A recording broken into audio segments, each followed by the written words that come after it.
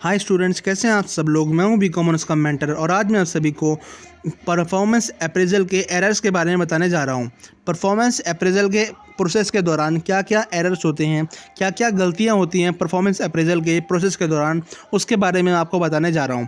सबसे पहला जो एरर है वो है हेलो एरर। बेसिकली ये कंपनसेशन मैनेजमेंट का चैप्टर नंबर 2 है परफॉर्मेंस अप्रेजल का। सो इसका जो पहला एरर है वो है halo effect. Basically halo effect क्या होता है उसके बारे में बता दूं। When overall impression of employee is created due to one single characteristic is called halo effect. Halo effect को हम हेलो एरर भी कह सकते हैं।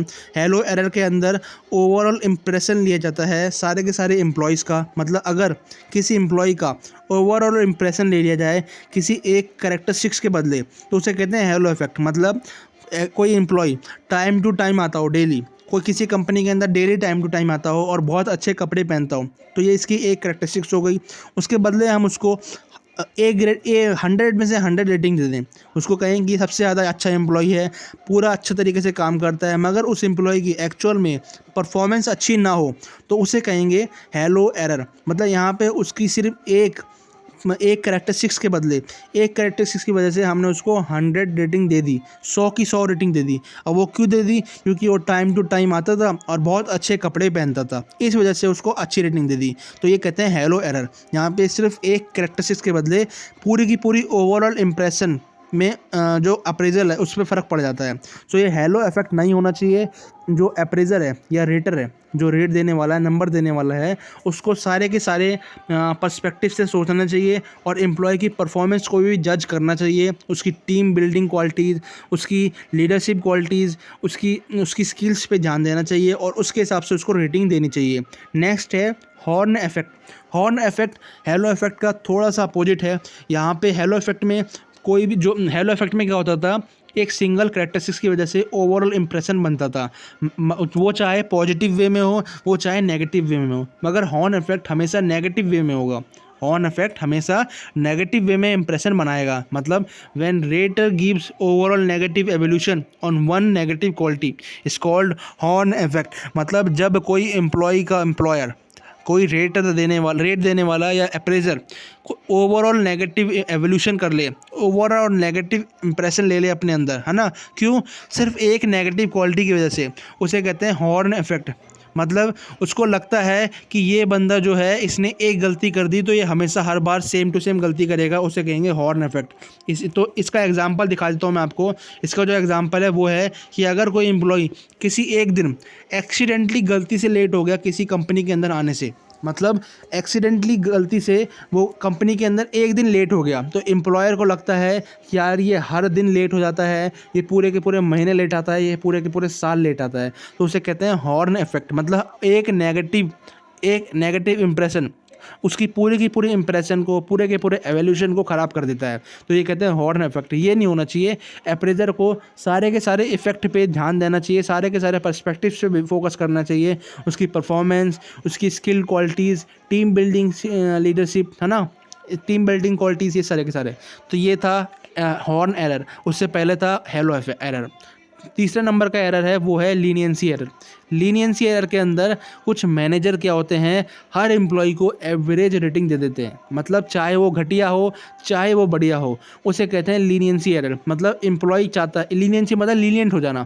मतलब कोई एम्प्लॉय घटिया काम करता हो उसको भी बढ़िया रेटिंग दे दें, मतलब एवरेज रेटिंग दे दें, और चाहे कोई बढ़िया हो उसको भी एवरेज दे दें, उसे कहते हैं लीनियन एरर। ये सिचुएशन कब क्रिएट होती है? जब कोई मैनेजर बिकम टू लीनियंट और and starts rating every employee as an average. मतलब वो बहुत ज़्यादा लीनियंट बन गया और हर एम्प्लॉय को उसने एवरेज देना शुरू कर दिया। The rater do so to get in good books of subordinate. और वो ऐसा क्यों करता है कि वो कोई किसी तरह का पंगा नहीं चाहता अपने एम्प्लॉयज़ से। मतलब अपने एम्प्लॉयज़ से वो किसी तरह का पंगा नहीं चाहता, वो किसी भी तरह से अपने एम्प्लॉयज़ से बिगाड़ना नहीं चाहता, और वो उनकी गुड बुक्स में भी आना चाहता है। मतलब उनसे बना के रखना चाहता है, उनकी गुड बुक्स में आना चाहता है। इसलिए वो बेकार से बेकार एम्प्लॉय को, घटिया से घटिया एम्प्लॉय को भी अच्छी रेटिंग दे देता है या फिर एवरेज रेटिंग दे देता है। इसे कहते हैं लीनियंसी एरर। नेक्स्ट है सेंट्रल टेंडेंसी एरर। ये सारे के सारे एरर्स किसके द्वारा होते हैं? अप्रेजर के द्वारा। मतलब रेटिंग देने वाले के, नंबर देने वाले के द्वारा, जो किसी एम्प्लॉय को जज करेगा। नेक्स्ट कह रहा है central tendency error. Central tendency के अंदर ये एक टेंडेंसी है रेटर की टू गिव एवरेज रेटिंग, मतलब जब कोई रेटर एवरेज रेटिंग देता हो, समझ में आ रहा है, मतलब जब कोई रेटर एवरेज रेटिंग दे, और ये occurs when it enables to give extend rating और पुअर रेटिंग। जैसे मैंने बताया लीनियंसी एरर के अंदर, तो जैसे लीनियंसी एरर के अंदर एवरेज रेटिंग मिलती थी, सेम ऐसे ही सेंट्रल टेंडेंसी एरर के अंदर भी हमेशा एवरेज रेटिंग मिलेगी। मतलब कोई मैनेजर जो है वो हर बार एवरेज रेटिंग दे दे, मतलब हर एम्प्लॉय को एवरेज दिखाए, ताकि वो किसी एम्प्लॉय से पंगा ना ले, है ना, मतलब किसी भी एम्प्लॉय से बिगाड़ना ना चाहे, उसे कहे central tendency error. It is a tendency of a rater to give average rating, है ना, हर एम्प्लॉय को एवरेज रेटिंग दे। It occurs when rater is unable to give extreme और पुअर रेटिंग, मतलब वो किसी भी एम्प्लॉय को एक्सट्रीम रेटिंग नहीं देना चाहता, या फिर पुअर रेटिंग नहीं देना चाहता, या फिर हर एम्प्लॉय को एवरेज रेटिंग दे। लीनियंसी एरर और सेंट्रल टेंडेंसी एरर इससे मिलते जुलते हैं, ठीक है, दोनों के दोनों आपस में मिलते जुलते हैं। नेक्स्ट है स्टीरियोटाइपिंग एरर। स्टीरियोटाइपिंग एरर का मतलब क्या होता है, जब एक मैनेजर क्या करता है, जजमेंट बनाता है उसके ओन प्री डिटरमाइंड माइंडसेट की वजह से towards a particular employee, race, gender, political affiliation, religion, backward, है ना, बैकग्राउंड, कल्चर।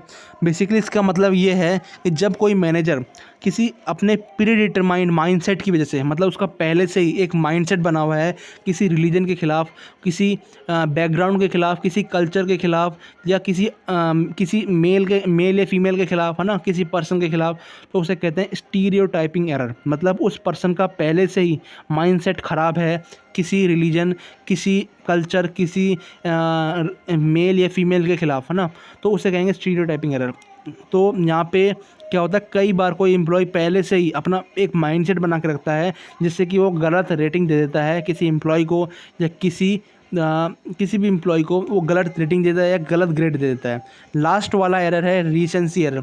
इसके बाद एक दो एरर और थे, वो मैंने कवर नहीं कराए क्योंकि वो ज़्यादा हो जाएगा, क्योंकि स्टूडेंट्स को इतना याद नहीं हो पाता, तो मैंने सिंपल तरीके से मेन जो थे वो इंपॉर्टेंट कवर करा दिए हैं। लास्ट एरर है रीसेंसी एरर। रीसेंसी एरर के अंदर क्या होता है, rater gives greater weightage to recent performance than earlier performance. Recency का मतलब ही क्या होता है, जल्दी, मतलब सबसे जो रिसेंट में जो हालात, जो रिसेंट में जो सब कुछ हुआ हो उसे कहते हैं रिसेंसी।